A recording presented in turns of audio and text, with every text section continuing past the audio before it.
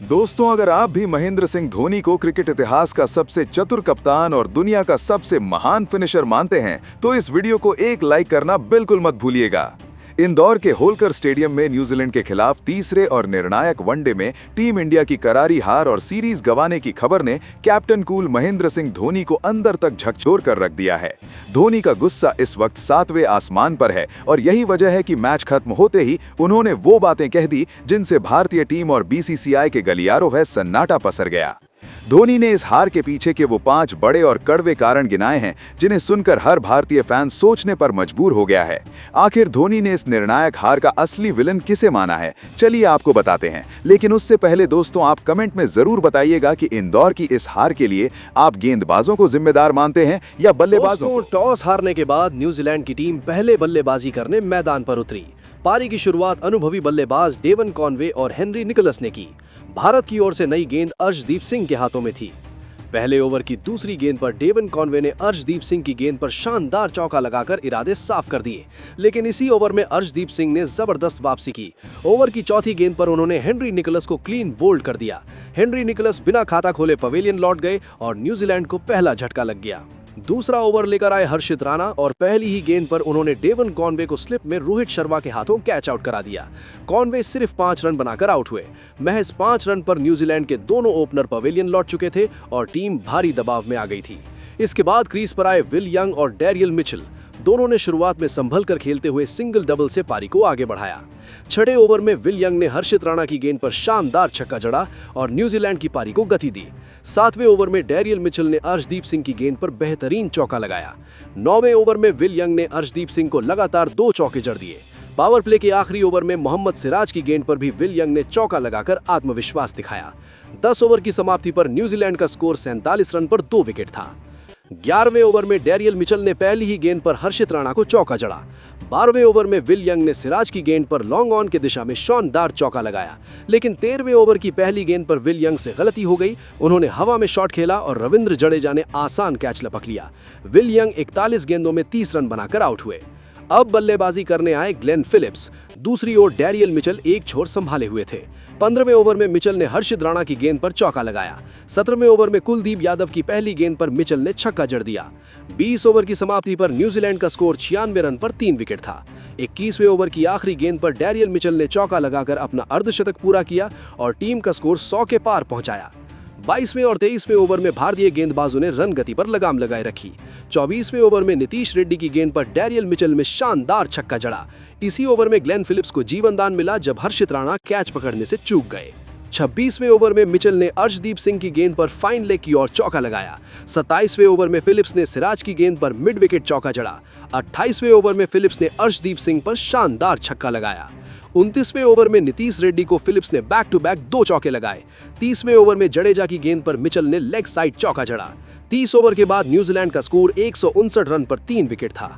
31वें over में Philips ने एक और चौका लगाया। 33वें ओवर में सिंगल लेकर ग्लेन फिलिप्स ने अपना अर्धशतक पूरा किया। 35वें ओवर में हर्षित राणा के खिलाफ फिलिप्स ने 2 जोरदार चौके जड़े। 36वें ओवर में मिचेल ने सिंगल लेकर अपना शतक पूरा किया। उन्होंने 106 गेंदों में ये शानदार शतक लगाया। 37वें ओवर में मिचेल और फिलिप्स दोनों के बल्ले से चौके निकले। 40वें ओवर में कुलदीप यादव के खिलाफ फिलिप्स और मिचेल ने चौके लगाए। 40 ओवर की समाप्ति पर न्यूजीलैंड का स्कोर 238 रन पर 3 विकेट था। 41वें ओवर में फिर से चौके छक्कों की बारिश हुई। 42वें ओवर में मिचेल और फिलिप्स के बीच 200 रन की साझेदारी पूरी हुई। इसी ओवर में ग्लेन फिलिप्स ने सिंगल लेकर अपना शतक पूरा किया। उन्होंने 83 गेंदों में ये उपलब्धि हासिल की। 43वें ओवर में सिराज की गेंद पर फिलिप्स और मिचेल दोनों ने चौके लगाए, लेकिन 44वें ओवर में अर्शदीप सिंह ने ग्लेन फिलिप्स को विकेट कीपर राहुल के हाथों कैच आउट करा दिया। फिलिप्स 106 रन बनाकर आउट हुए। 45वें ओवर में मोहम्मद सिराज ने डैरियल मिचेल को बाउंड्री पर कैच आउट कराया। मिचेल ने 137 रन की शानदार पारी खेली। लगातार विकेट गिरने के बाद न्यूजीलैंड की पारी धीमी पड़ी और 45 ओवर की समाप्ति तक न्यूजीलैंड ने 5 विकेट के नुकसान पर 285 रन बना लिए थे। जहां इसके बाद न्यूजीलैंड के एक के बाद एक विकेट गिरे, लेकिन इसके बाद भी न्यूजीलैंड की टीम ने आखिरी में कमाल की बल्लेबाजी करते हुए पूरे 337 रन बनाए 8 विकेट के नुकसान पर। जहां इस मैच में कप्तान ब्रेसवेल 28 रन बनाकर नॉट आउट रहे थे। तो इस मैच में भारत की गेंदबाजी काफी बेकार रही, क्योंकि दोस्तों इस मैच में हर्षित राणा और अर्शदीप सिंह को 3-3 विकेट हाथ तो लगी, लेकिन दोनों ही गेंदबाज काफी महंगे साबित हुए, खास करके हर्षित राणा। इसके बाद मोहम्मद सिराज कुलदीप यादव को भी एक एक विकेट हाथ लगी, जहां इस मैच में केवल मोहम्मद सिराज ही काफी किफायती रहे थे, बाकी सभी गेंदबाज काफी महंगे साबित हुए। और जब इसके बाद भारत की टीम टारगेट का पीछा करने उतरी तो फिर उनकी शुरुआत भी बेहद ही खराब रही, क्योंकि 28 रन के स्कोर पर रोहित शर्मा केवल 11 रन बनाकर आउट हो बैठे। और इसके बाद दोस्तों शुभमान गिल जो अच्छी लय में दिख रहे थे, बेहतरीन शॉट भी खेल रहे थे, वो केवल 23 रन बनाकर काइल जेमिसन की गेंद पर क्लीन बोल्ड हो बैठे। और इसके बाद दोस्तों अय्यर केवल 3 रन बनाकर क्रिश्चियन क्लार्क की गेंद पर आउट हुए। और इसके बाद दोस्तों केएल राहुल जर्डन लोनक्स की गेंद पर 1 रन बनाकर आउट हो बैठे। और भारत के 4 बड़े विकेट 71 रन के स्कोर पर गिर चुके थे। लेकिन एक तरफ इस मैच में विराट कोहली भारत की पारी को संभाल कर खड़े थे, तो उनका साथ देने के लिए अब नीतीश कुमार रेड्डी उतर चुके थे। और इसके बाद दोस्तों इन दोनों बल्लेबाजों ने यहां से भारत की पारी को ढंग से आगे बढ़ाया। ये दोनों बल्लेबाज बेहतरीन लय में दिख रहे थे। इसी बीच विराट कोहली ने अपना अर्धशतक पूरा कर लिया था और सारी उम्मीदें दोस्तों इन्हीं पर टिकी थी। और इसके बाद दूसरी तरफ खड़े नीतीश कुमार रेड्डी ने भी इसके बाद अपना अर्धशतक पूरा कर लिया था। लेकिन अर्धशतक पूरा करने के बाद वो अपनी पारी को और लंबा नहीं कर पाए और दोस्तों वो 53 रन बनाकर क्रिश्चियन क्लार्क की गेंद पर आउट हो गए थे। इसके बाद रविंद्र जडेजा बल्लेबाजी करने उतरे, लेकिन वो 33 रन बनाने के चक्कर में 178 रन के स्कोर पर 12 रन बनाकर जड़न की गेंद पर आउट हो बैठे। और भारत की हालत अब यहां से बिल्कुल बिगड़ती जा रही थी।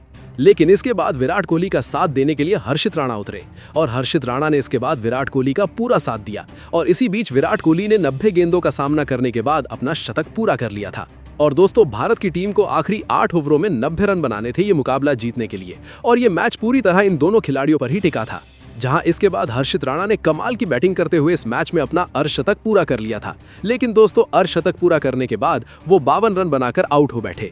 और इसके बाद भारत के एक के बाद एक विकेट गिरे। लेकिन दोस्तों भारत को सबसे बड़ा झटका 292 रन के स्कोर पर लगा। और दोस्तों ये बड़ा झटका क्रिश्चियन क्लार्क ने देते हुए विराट कोहली को आउट कर दिया।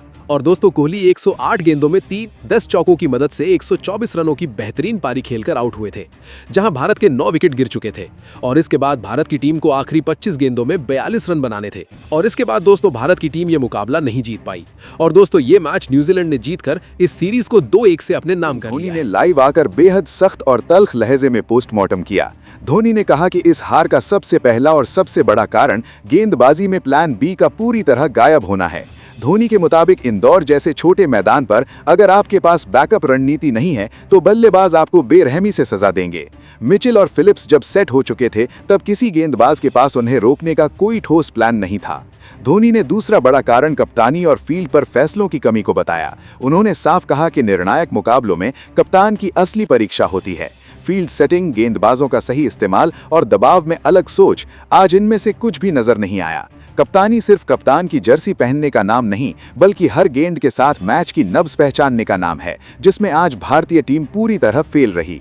इसके बाद धोनी ने बल्लेबाजों को आड़े हाथों लिया। उन्होंने कहा कि 338 रन का पीछा करने के लिए जिम्मेदार और ठोस शुरुआत बेहद जरूरी होती है, लेकिन टॉप ऑर्डर का जल्दी आउट होना पूरी टीम को मानसिक रूप से हार की ओर ले गया।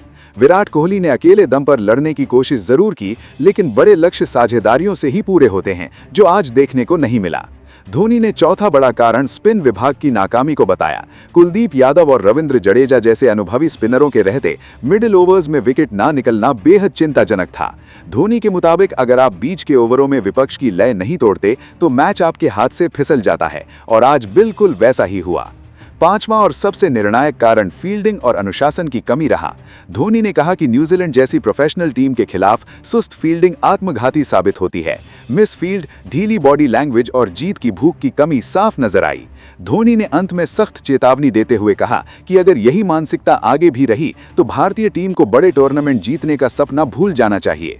आज के क्रिकेट में सिर्फ नाम नहीं, बल्कि मैदान पर दिखाया गया अनुशासन ही मैच जिताता है। तो दोस्तों, क्या आप धोनी की इन कड़वी बातों से सहमत हैं? क्या वाकई भारतीय टीम न्यूजीलैंड के सामने पूरी तरह बेबस नजर आई? अपनी राय नीचे कमेंट बॉक्स में जरूर दीजिएगा, और क्रिकेट की हर बड़ी खबर के लिए चैनल को सब्सक्राइब करना बिल्कुल मत भूलिएगा। जय हिंद दोस्त।